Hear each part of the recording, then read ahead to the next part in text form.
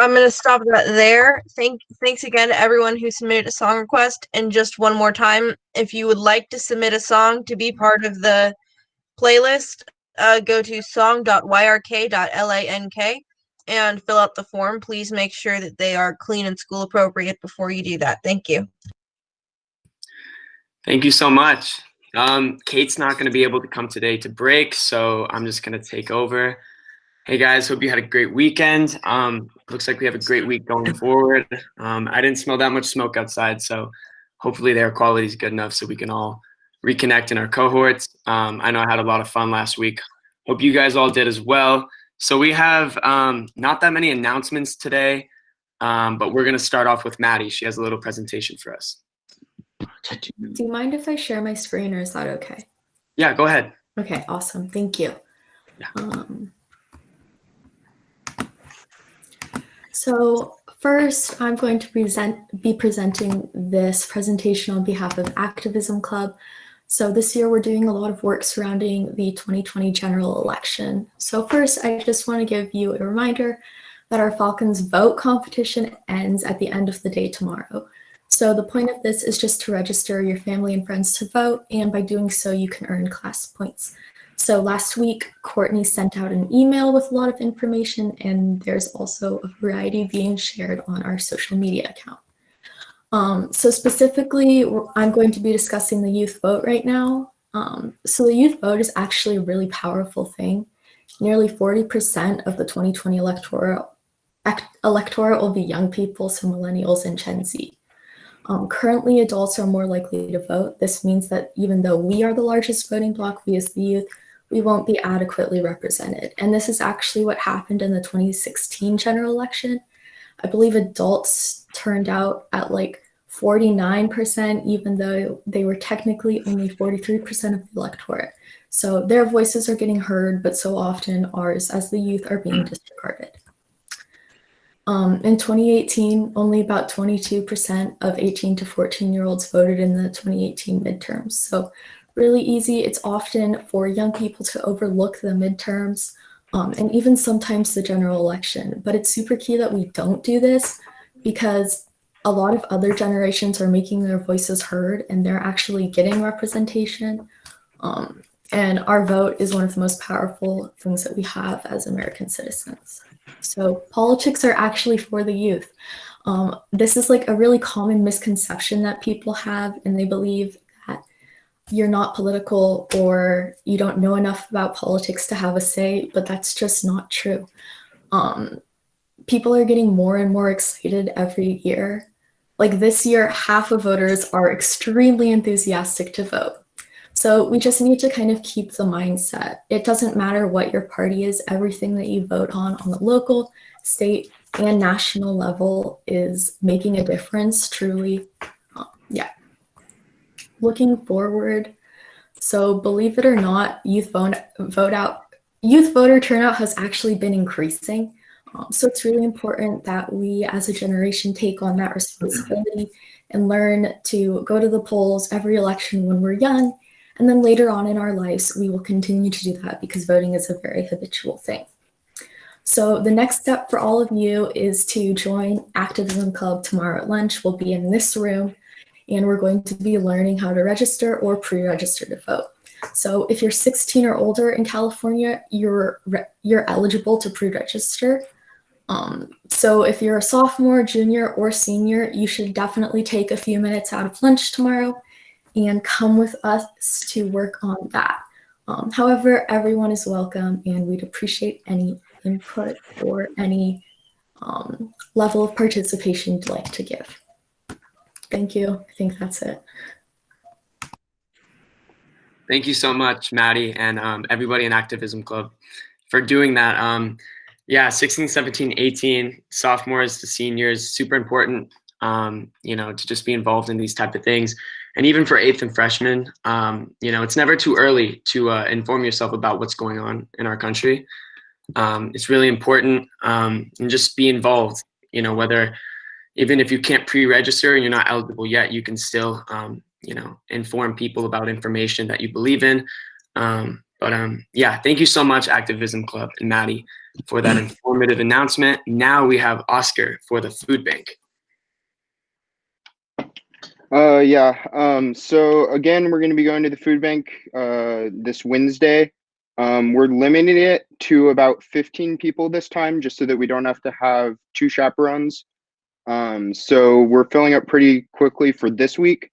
But if you're interested and can't make this week, there's always a lot more Wednesdays. So just email me or Lily if you want to go either this week or any following week. That's every Wednesday, 1 to 4. Thanks, Oscar. Now we have Mr. Key. Thanks, Kevin.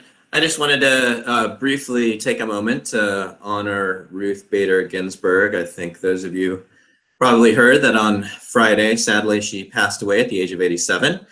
She was a Supreme Court justice, but she also was a fierce advocate for the rights of women. You know, if you don't know a lot about Ruth Bader Ginsburg, I suggest you do a little reading. The impact that she had on expanding and protecting women's rights is monumental. But what I wanted to actually talk about and for us to consider are 2 things that I think are important about her life and maybe some things that we could implement in our own lives. And the first is that she talked a lot about when she was trying to persuade all male colleagues or Supreme Court justices in the 1970s and 80s and those that she worked with while on the Supreme Court. She had learned that the best way to persuade somebody that disagreed with you was to make sure that you did it without anger. And I think in this day and age, that's really something that we should embrace.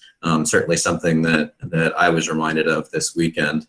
And the second thing is that you may or may not know that one of her best friends was conservative Justice Antonin Scalia, who died several years ago. They were best friends, and they didn't really agree on very much politically, but they had a lot in common. So the other thing that I really would want you to consider is finding things in common with those that you disagree with. I think that's another part of her life that this weekend I really reflected on and thought if we had more of that, we might be in a better place than we are right now with our politics. So those are the 2 things that I really just wanted to mention. And again, if you don't know much about RBG, the notorious RBG, go find out. She's an amazing woman. So thanks, Kevin. Thank you. Well, with that being said, we did end a little early today. I know Mr. Colby wanted to give a short little story last time, and if he's up for it right now, I think we'd all be more than happy to have him. But if not, we can conclude. But Mr. Colby, it's your call. Hey, Kevin, thanks. Yeah, I've got a little public service announcement. It's tough to follow that announcement by Doug. I just love what you said, and I love how you said it, Doug. Thanks for that. Yeah, I've been reading some really amazing literature recently that I wanted to mention. One book in particular. It's kind of a mystery novel, but it defies that classification really. It's called Where is the Green Sheep? And it's just fantastic. Kids love this book. What's not to love, really? You got your green sheep, you got your red sheep. This is my favorite. You got your close sheep, okay, and your far sheep. So it's kind of educational as well. And I don't want to give away the ending, but we find him. He's asleep behind a bush. I don't quite know why kids love this, but they love the chase. They love, having to find something, kind of the challenge of it. I don't think they've learned yet to be afraid of not finding something they're looking for. And I was thinking about this because I also happened to finish this weekend reading and grading the first round of full essays from the 9th graders. So if you're a 9th grader, you have your grade and you have some comments from me. And I had a couple of thoughts on that. Number one, come see us.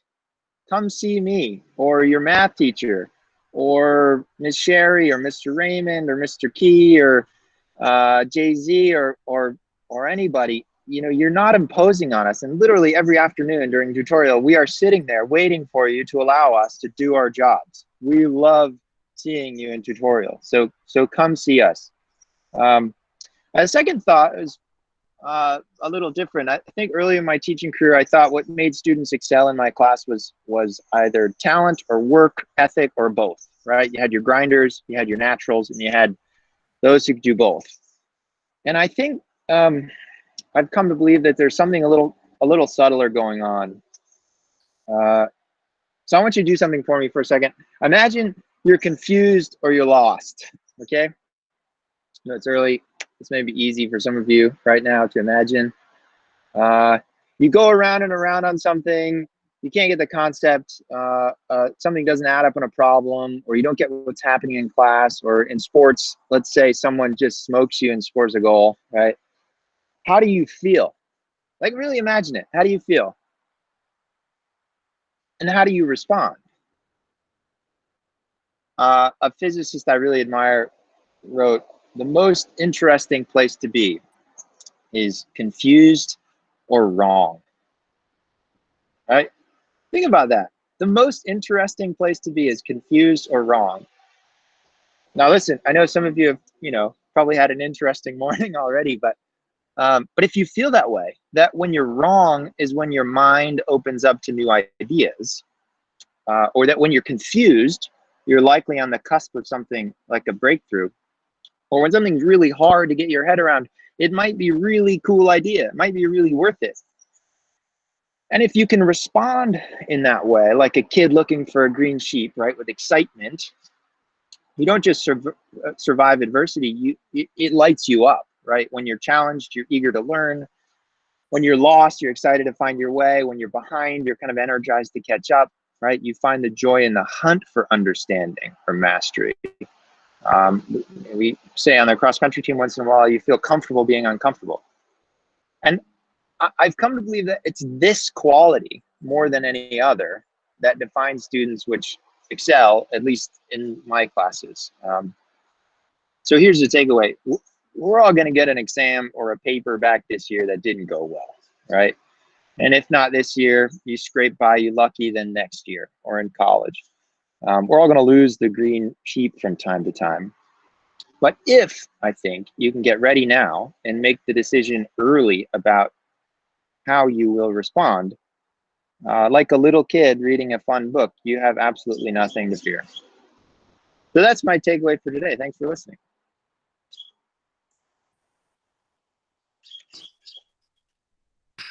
Thank you so much, Mr. Colby. I couldn't agree more. There's plenty of times, like I can't count, where I've lost that green sheep, whether it's on the soccer field or, academically, where I didn't get the score that I wanted. But, like you said, I think, having the fear of failure prevents you from, enjoying the process of finding what you're looking for. And, by consciously attacking that, I think, we can achieve all looking for that green sheep and having fun doing it. So I think that's the best way to kick off this week. We have 5 days of school. Guys, find that green sheep. All right. There's no better way. So go to class, enjoy cohorts later today, 3:30 to 5. Look out for that email at 1:00. Take care, guys. Thank you.